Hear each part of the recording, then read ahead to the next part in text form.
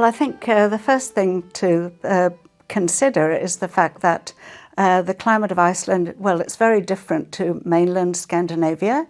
It's really variable, and that's for the fact that it's there in the middle of the North Atlantic. So it's affected by different air and ocean currents. So, you know, colder currents in the north and warmer currents in the south. And so, you know, these are kind of fighting with each other in a way, and that makes the climate really variable. So that's kind of a key point. And then particularly in the past, Iceland was very much affected by the sea ice that drifted down on the East Greenland current. And that had several effects, really. One was that it lowered temperatures on land, it made it hard to go out fishing, and it made it hard for trading vessels to get to Iceland with foodstuffs and so on. So there's this background of variability. I think the 1700s are really interesting. Again, we come back to the variability. So in the very early 1600s, we've got some very severe years with a lot of sea ice, which has all these negative effects. And at the end of the period, at the end of the 1600s, we've got more severe years, the 1690s particularly. But then there's this really interesting period in the middle of the century, which is so different to other places. So from about 1640 to about 1680, the climate is actually relatively mild compared to these other years at the beginning and end of the 17th century. And there's not much sea ice either. And another interesting thing to think about is the correlation between sea ice and temperature, and that goes together quite well.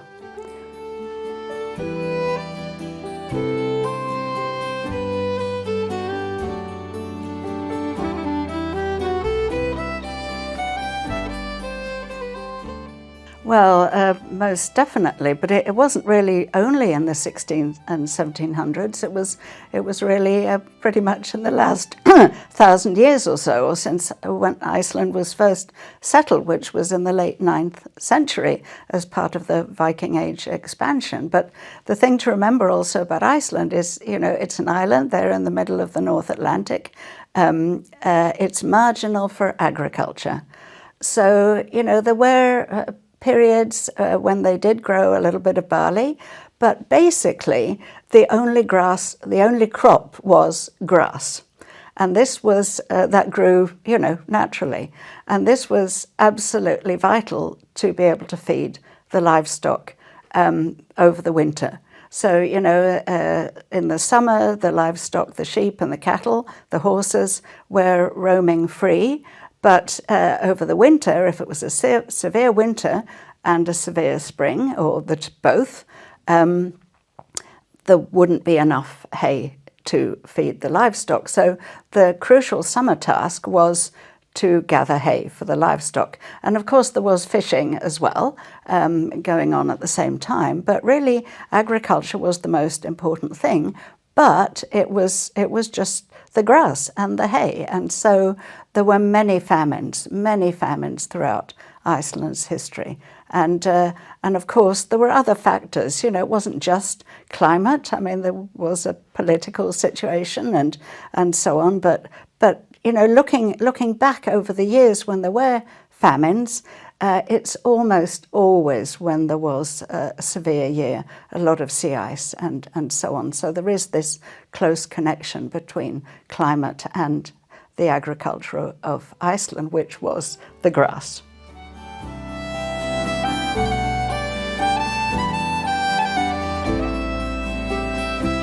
Yes, I can certainly speak to those, but maybe a couple of others as well.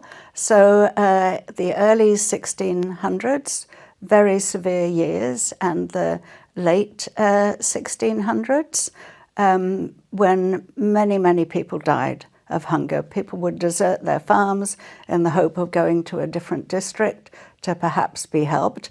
And there was a reasonably good system for helping destitute people in Iceland. So that's very interesting. And then again, going back to the variability, there were other periods, the 1780s particularly, which were very largely due to the Laki fissure eruption, but there were also years of heavy sea ice and so on. And then the last great famine in Iceland was in the 1880s, when a lot of people emigrated to Canada and the United States. And that wasn't just the climate, but that was a factor.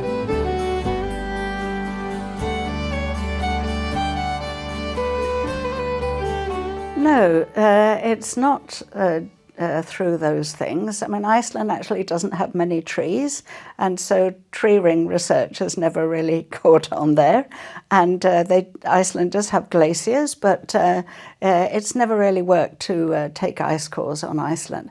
But what Iceland does have is this incredibly rich repository of documentary, historical and literary records. And exactly why this is, scholars have debated.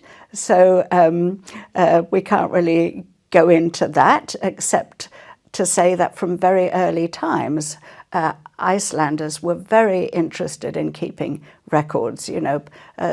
Iceland was settled almost certainly in the late 9th century, and from around 1100 we're getting really interesting historical accounts. And then, of course, we have the sagas of Icelanders, which are, this amazing collection of medieval literature. But then later on we get more historical records, and they are just an incredible source. There is so much information, and again, why people were writing these documents and keeping these records, probably partly due to the fact that climate was so important. There were famines, there were these difficult, hard times. Well, starting out from medieval times, Iceland had a very carefully constructed legal system, which was designed to make the best use of natural resources and to help people in difficulties. So that's kind of an ongoing background thing regarding how people adapted. And then, the food resources were, there really wasn't that much, but people were incredibly innovative with how they used them. And, some of them might sound a little bit out there, but, if you're desperate, you use what you have.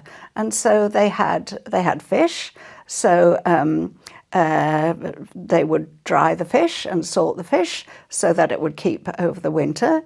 They didn't have wheat, they only had the grass that grew naturally, so they didn't really have bread. So, dried fish with sour butter on it. Butter could be preserved for years.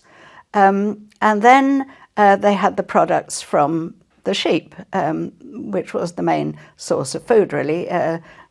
Farmers might have a cow, really, and then the milk products were very important. One product regarding milk was the whey.